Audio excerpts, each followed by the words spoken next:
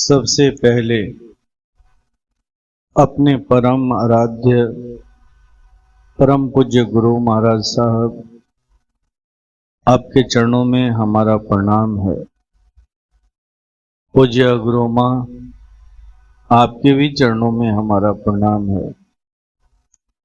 इस दिव्य चेतना सत्संग के उपदेशक प्रकाश जी तथा सभा में उपस्थित परम पूज्य गुरु महाराज साहब के प्यारे भक्तगण सभी को हमारा यथा योग्य नमन है, प्रेम है। आज एक व्यक्ति ने प्रश्न पूछा है, जी हम जब भी ध्यान करते हैं तो ध्यान करते करते एक अवस्था आती है जहां हमें बहुत ही अच्छा लगता है। हमें कुछ दिखाई तो नहीं देता लेकिन बहुत अच्छा लगता है कि हम इसी अवस्था में घंटों बैठे रहें, उठने का मन नहीं करता है। हम जानना चाहते हैं कि ऐसा क्यों होता है और कब होता है। बड़ा ही सुंदर ये प्रश्न आपने पूछा है। जहां तक मैं समझता हूं, जितने भी ध्यानी हैं, खास करके हमारे इस दिव्य चेतना सत्संग के, लगभग सभी के साथ ऐसा होता है। सभी ने अपने जीवन में इस सुखद अवस्था का अनुभव किया है।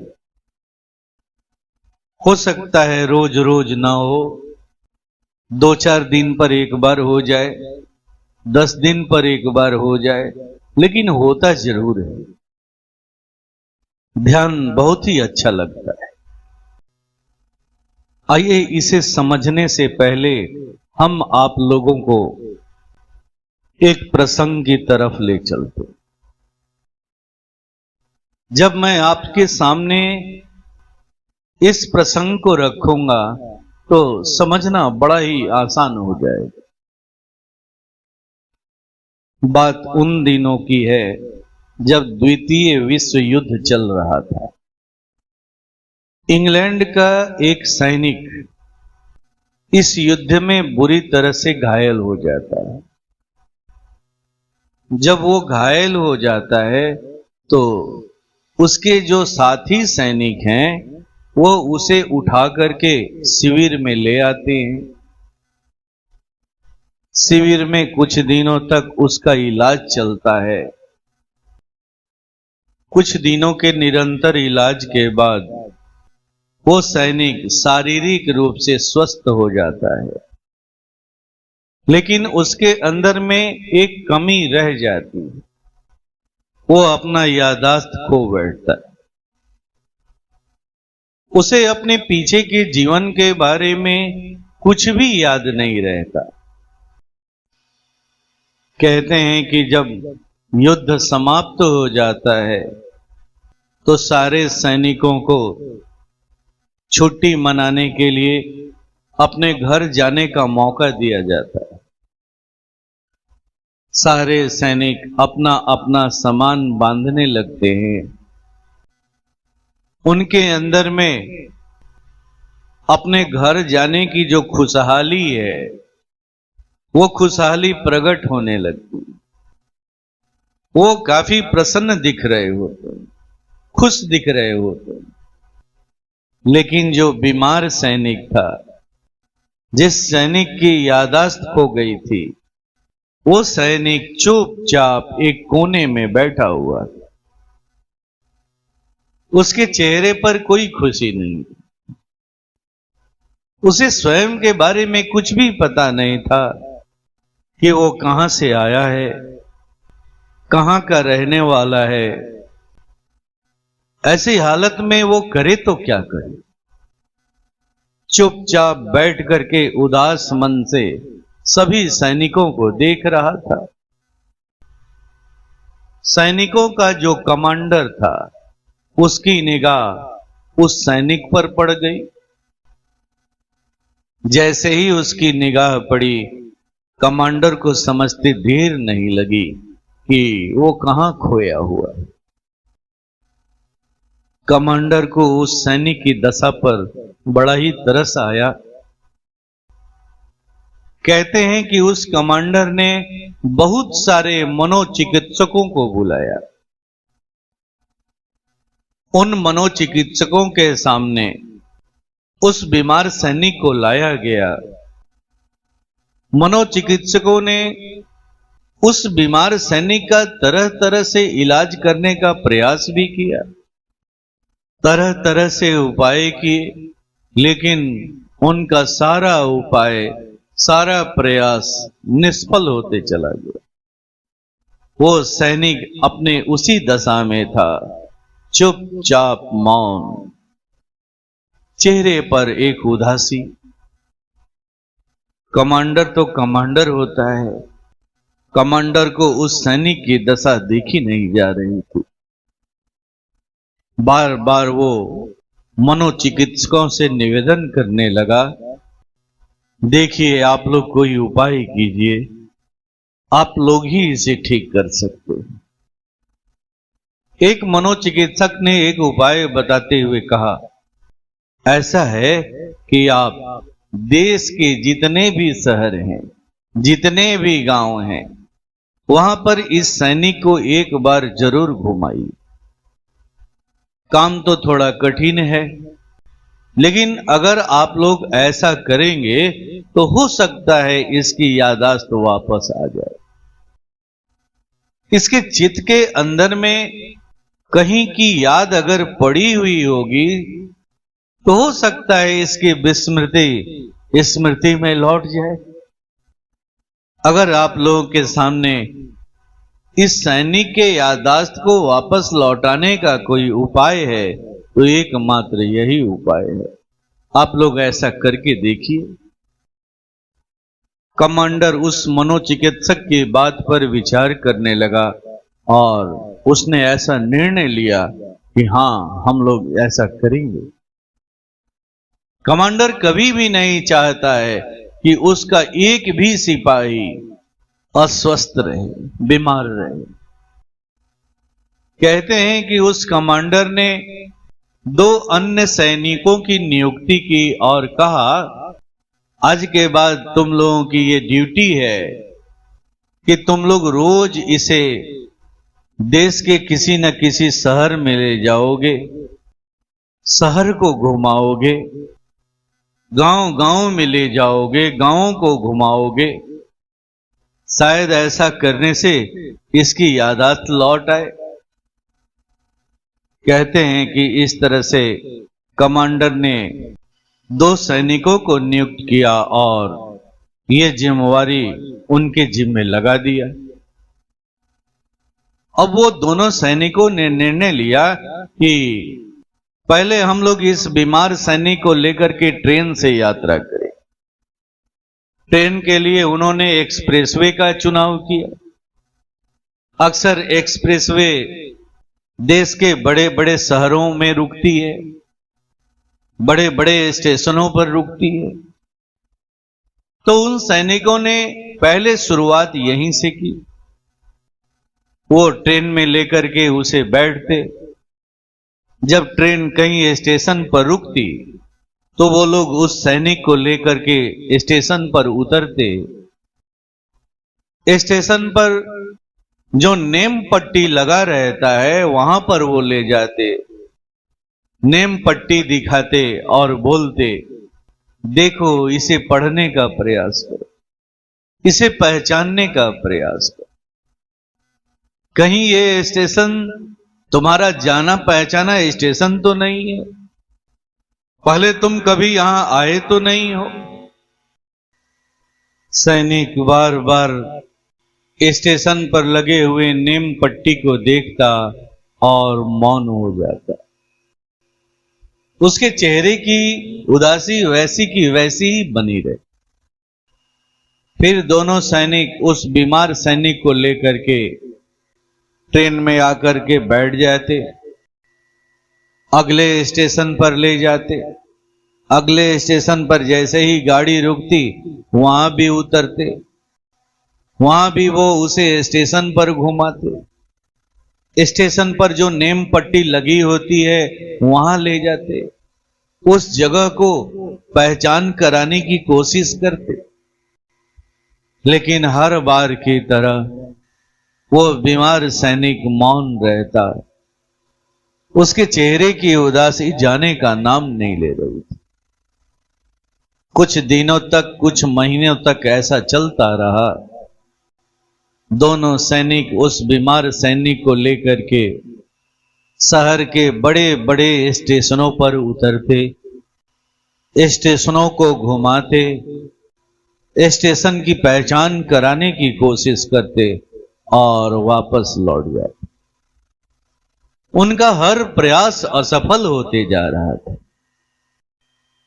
अब उन दोनों सैनिकों ने निर्णय लिया कि अभी तक तो हमने बड़े बड़े शहरों को घुमाया, बड़े बड़े स्टेशनों पर घुमाया, अब क्यों नहीं इसे छोटे छोटे स्टेशनों पर घुमाया जाए। इसके लिए उन्होंने लोकल ट्रेन में चढ़ करके यात्रा करने का सोचा।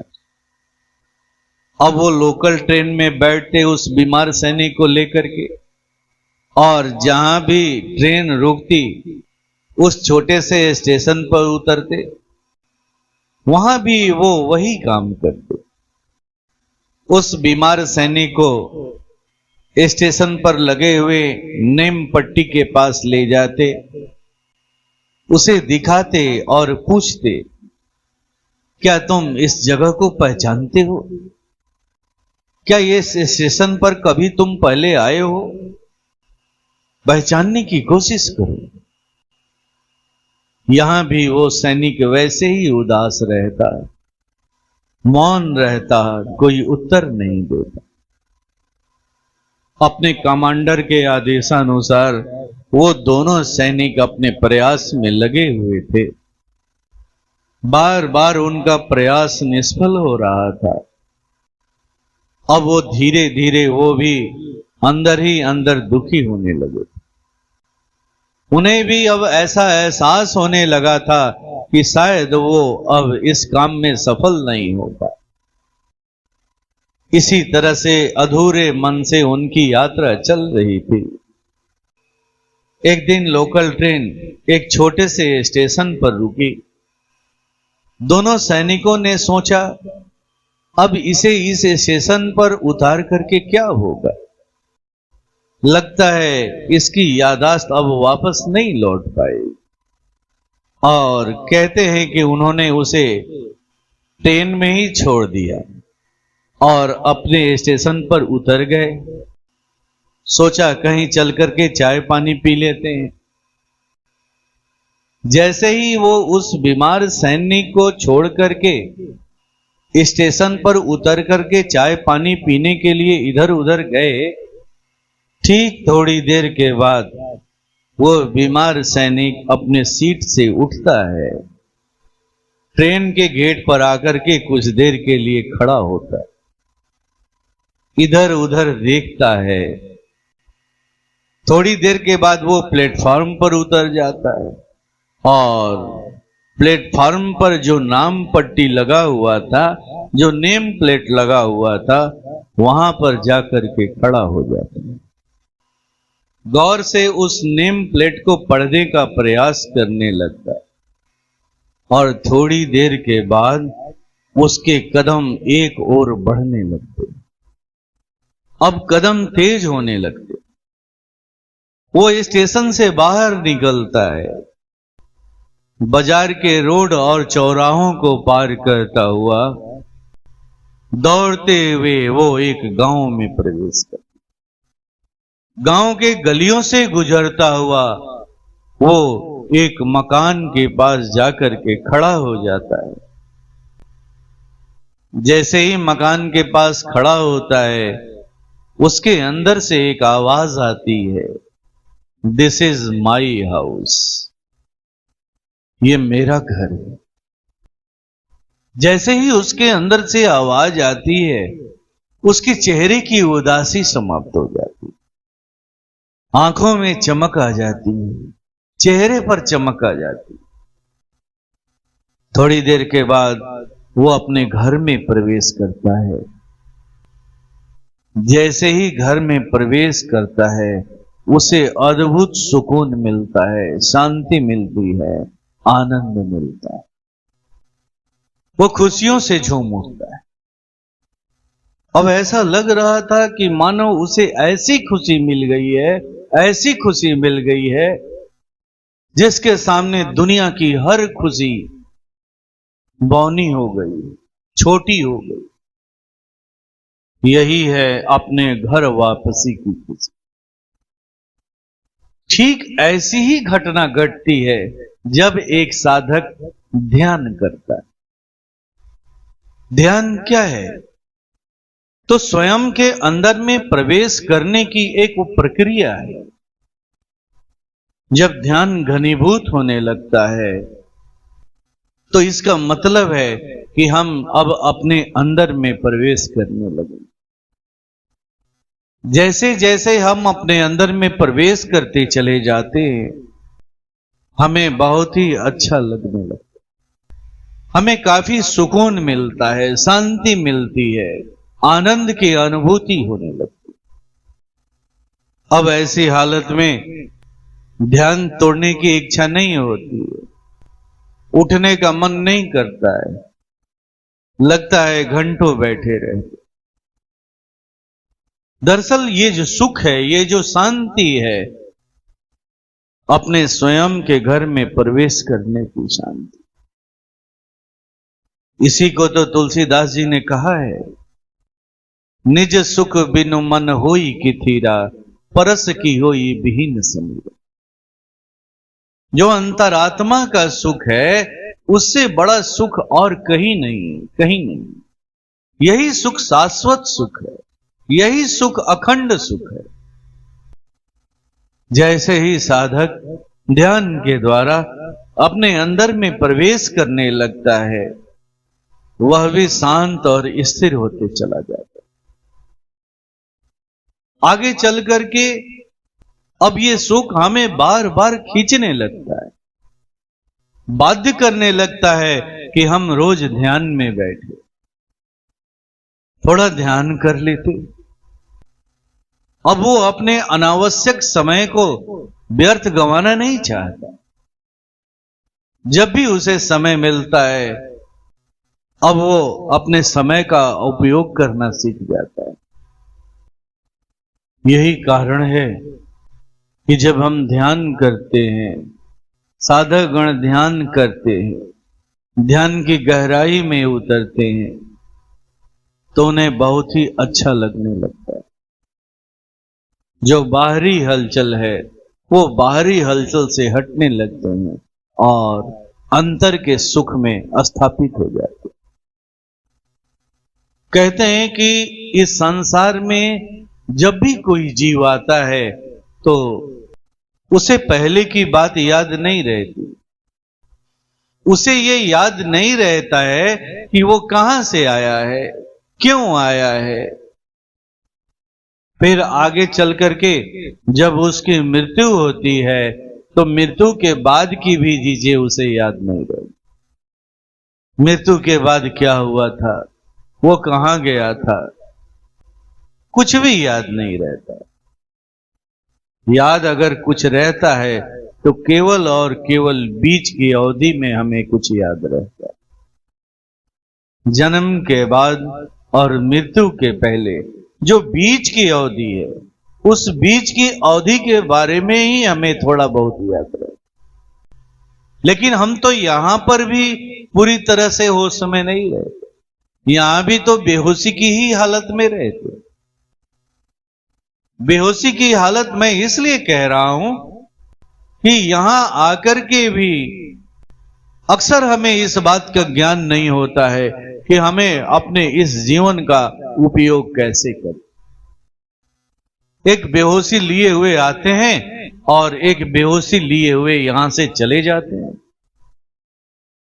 जैसे ही जन्म हुआ वैसे ही हमारे माता पिता, हमारा समाज हमें एक ही पाठ पढ़ाता है, जीविका जीविका जीविका। जीने के लिए भोजन भोजन भोजन, भोजन के लिए जीना जीना जीना, बस यही पाठ पढ़ा करके रह जाता है। और हम इस काम में लग भी जाते हैं। हमारा जीना किस लिए? तो भोजन करने के लिए। भोजन करना किस लिए? तो जीने के लिए। बस हम यहां आकर के इसी चक्रव्यूह में फंस जाते। अब हमारे सामने इस बात को कोई बताने के लिए भी तैयार नहीं होता है कि नहीं, जीविका के अलावे भी कुछ है तुम्हारे जीवन में। केवल तुम्हें जीविकोपार्जन ही नहीं करना है, इसके आगे भी कुछ करना है। इसके आगे के लिए भी तुम्हें कुछ सोचना है। हां, जब गुरु से भेंट होती है तो गुरु हमें इसका पाठ पढ़ाते,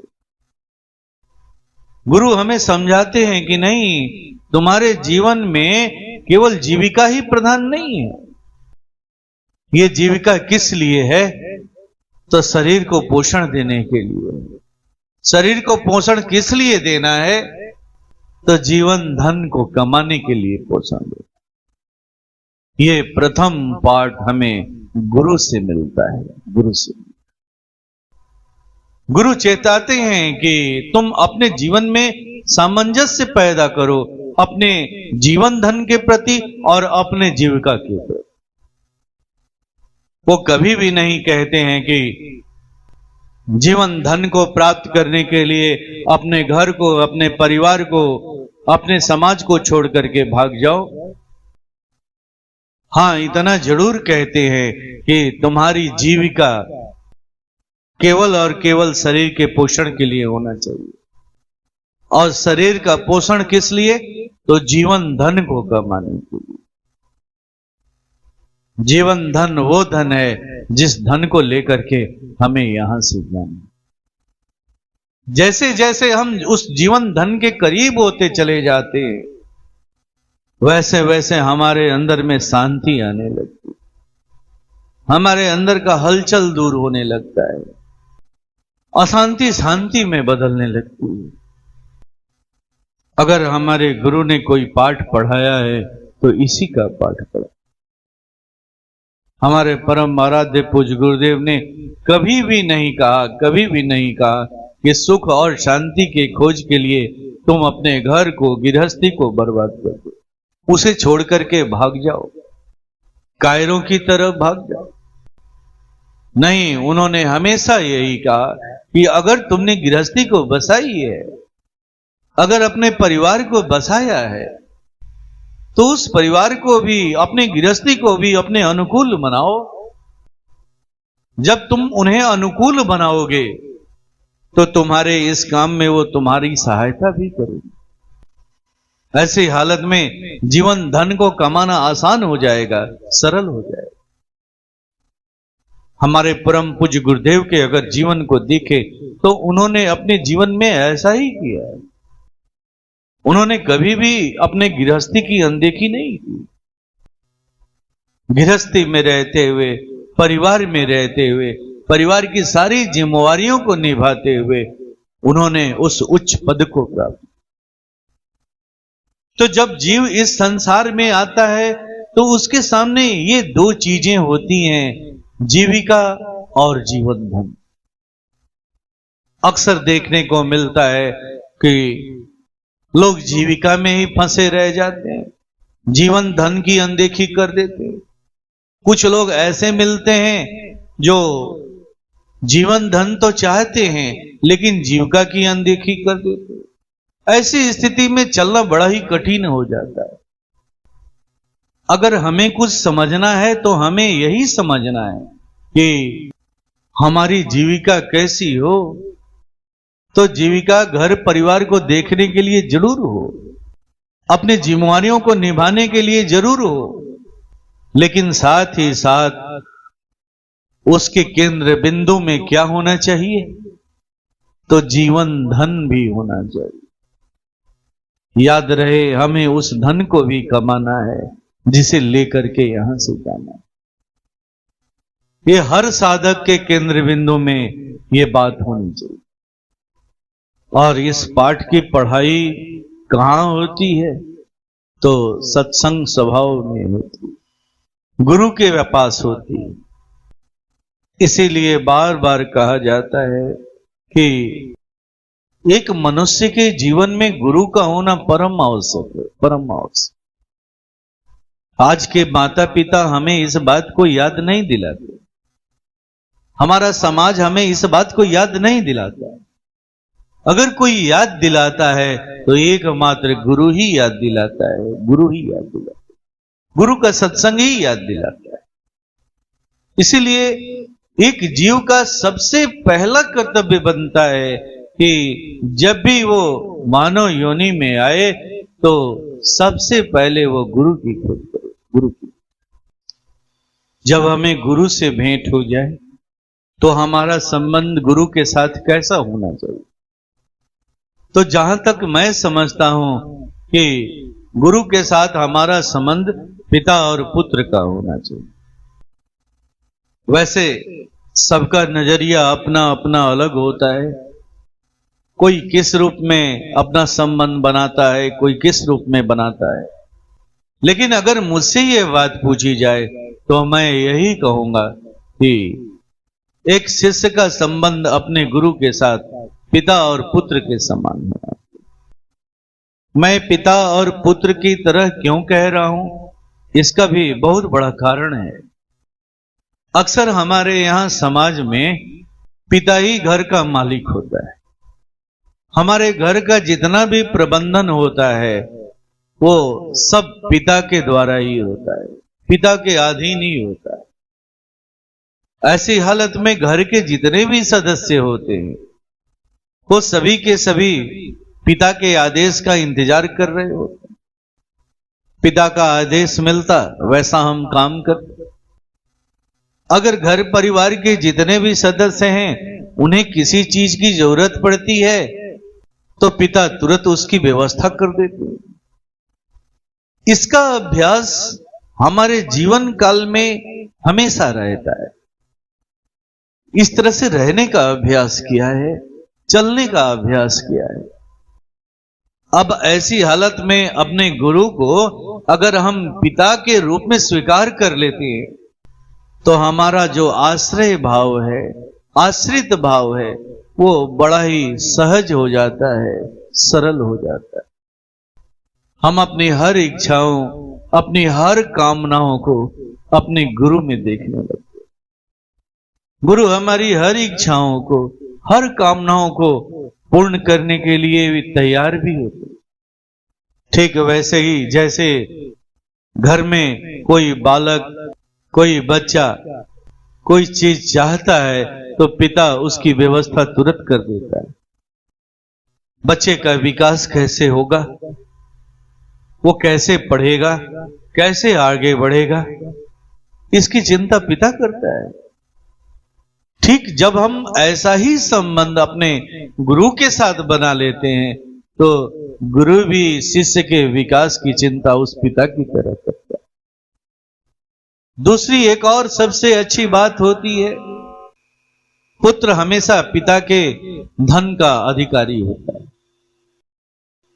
यही घटना इस संबंध में भी घटती है। जब हम अपने गुरु के साथ पिता पुत्र का संबंध बनाते हैं, उनके आश्रित होकर के रहते हैं, उनके आश्रित होकर के चलते हैं, तो पिता अपने तप से, अपने परिश्रम से जो कर्म फल इकट्ठा किए होते हैं उसमें से कुछ कर्म फल हमारे लिए भी दान कर देते, हमारे ऊपर भी कुछ खर्च कर देते। जब वो ऐसा करते हैं तो हमें भी बिना प्रयास के ही सब कुछ मिल जाता है, सब कुछ मिल जाता है। मैं आज आप लोगों को एक बात की तरफ आकर्षित करना चाहूंगा। ये जो सत्संग है, दिव्य चेतना सत्संग, ये किसके कर्मों का फल है? क्या हमारे कर्मों का फल है? क्या आपके कर्मों का फल है? या इस सत्संग में जो उच्च पद पर बैठे हुए अधिकारी गण हैं उनके कर्मों का फल? नहीं, किसी के भी कर्मों का कोई फल नहीं। ये अगर फल है तो केवल और केवल पूज्य गुरुदेव के कर्मों का फल, ये उनके जीवन भर के कमाई का फल है। वर्षों उन्होंने घोर जो तप किया है उस तप का फल है। लेकिन आज हम लोग एक उच्च पद पर बैठ करके इस फल का जो लाभ उठा रहे हैं, क्या यह हमारे प्रयास का परिणाम है? नहीं, यह हमारे प्रयास का परिणाम नहीं, ये उस रिश्ते का परिणाम है जो रिश्ता हम लोगों ने या आप लोगों ने कभी परम पूज्य गुरुदेव के साथ बनाया है, पिता पुत्र का संबंध स्थापित किया है। ये उसी का परिणाम कि आज उनका कर्म फल का कुछ अंश आपके साथ ही, हमारे साथ। इसीलिए मैं बार बार इस बात को कहता हूं कि आपका अपने गुरु के साथ संबंध कैसा होना चाहिए, तो पिता और पुत्र के संबंध। इस रिश्ते में समर्पण करना सीखना नहीं पड़ता है, बल्कि समर्पण करना आसान हो जाता। इसलिए आप हमेशा इस बात को याद रखिएगा, जहां गुरु है वहीं शांति, वहीं आनंद है, और जहां गुरु नहीं है वहां कुछ भी नहीं है, केवल अंधेरे के सिवा कुछ भी नहीं है, कुछ भी।